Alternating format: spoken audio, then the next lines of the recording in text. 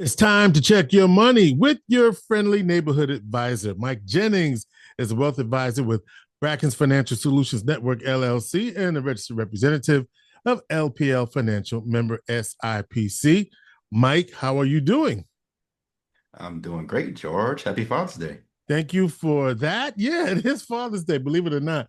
I get blessed because I've got birthday this past week and then Father's Day in the same week. So I'm good. Real good. Got some good gifts? I did. I'm really excited. So they take care of me. I'm good. Good. Always some place to eat and good dinner on my birthday and some good presents. So we're good. Really, that's all I need is some good food, honestly. Listen, mama made some oxtails, baby. Ooh, So I was good. I was good. awesome. That's good. That's good. So what's on the docket this week? This week, George, we are discussing a growing crisis in our community and in our country, really, and that is the crisis of child independent care. Mm-hmm. Now, as the workforce demand grows, so does the need for dependable care for children. And it's difficult for people to make money, whether as employees or even as their own business owners, if their attention is constantly needed elsewhere. So the discussion of childcare is relevant for many reasons.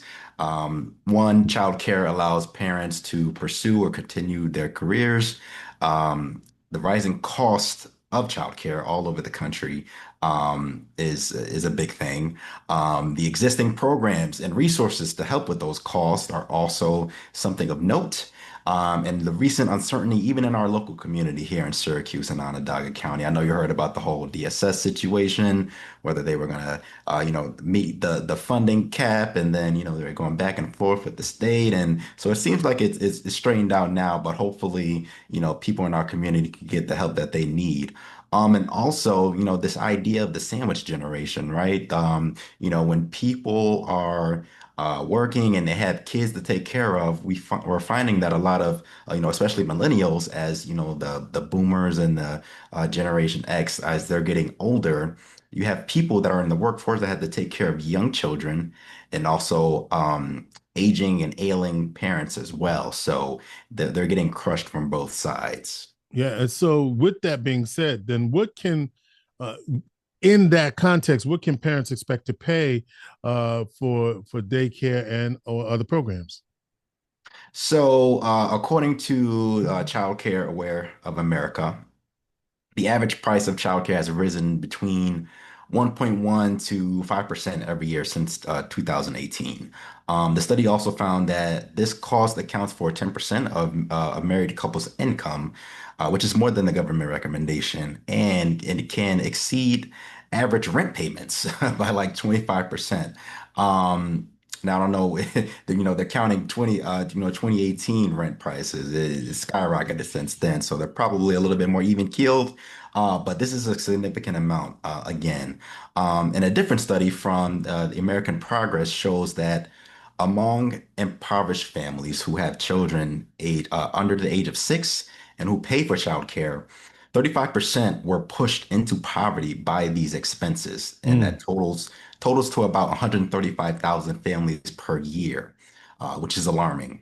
That's a lot of people. And each year, an average of around 446,000 middle class families are pushed into a lower income quintile by childcare costs. So, with all of that being said, we can see that this is very clearly an issue that demands our attention. Yeah, it's something that you don't really think. Well, I'm not thinking about it anymore, but there was Not a anymore. time.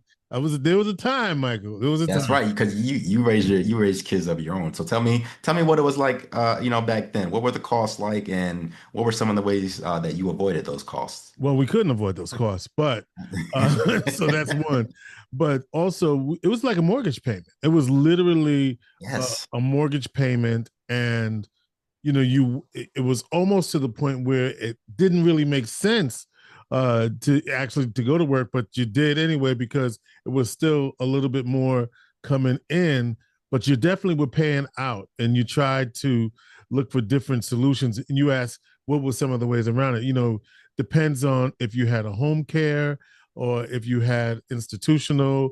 And then for some of our children, they were in a preschool type program. What's that? I mean, it's a specific program, but it was very much an inclusive, very hard to get into program, Mhm.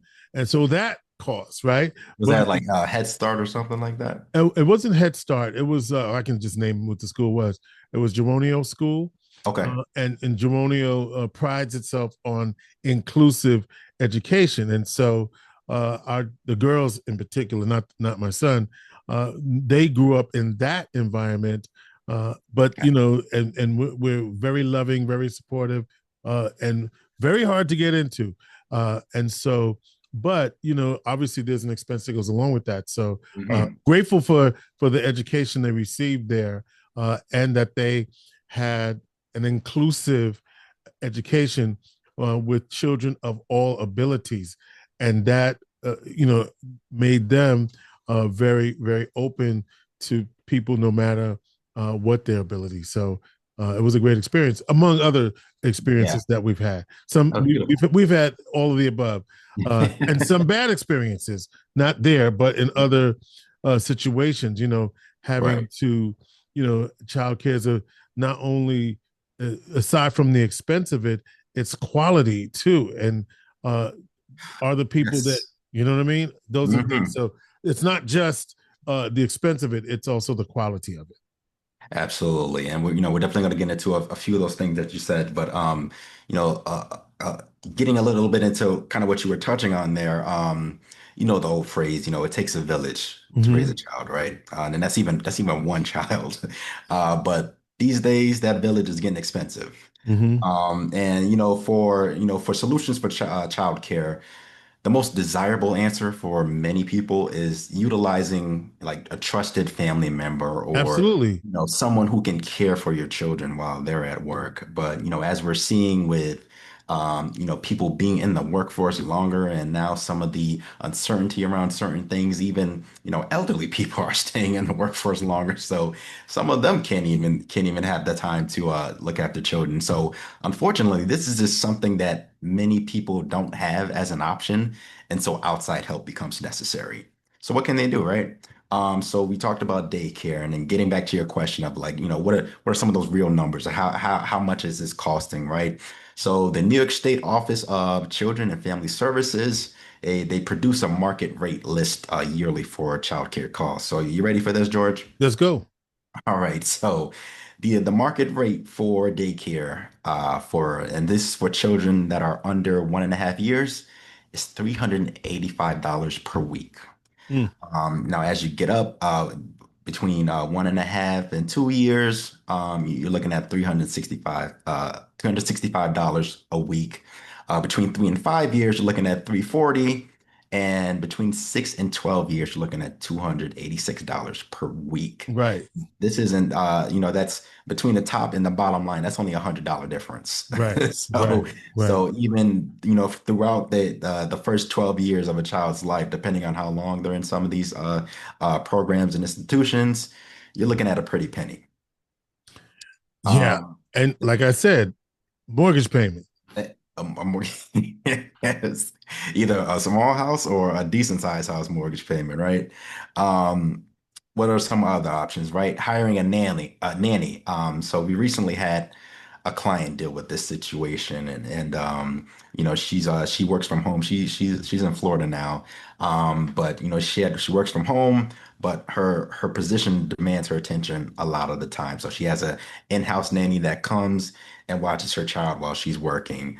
But one of the things that she ran into is not understanding that, when you hire a nanny, especially for a significant amount of time, whether it's part-time or full-time, you actually have to go through some of the same regulations, some of the same rules when it comes to taxes and employment. This Mm-hmm. is this is basically an employee that you're hiring. So this applies. And if this is something that is out of your budget, I'm not gonna throw out numbers, but she was getting up there when it comes to having a full-time nanny. So if this is something that is out of your budget, consider even a nanny sharing program, right? And this is something that could be done privately between you and another family or someone else that you trust. Or, there are some existing nanny sharing programs out there as well. So that's just another option if you want something as far as like an in-home service or things like that. George, did you ever consider hiring a nanny? Nope. Nope. Never did.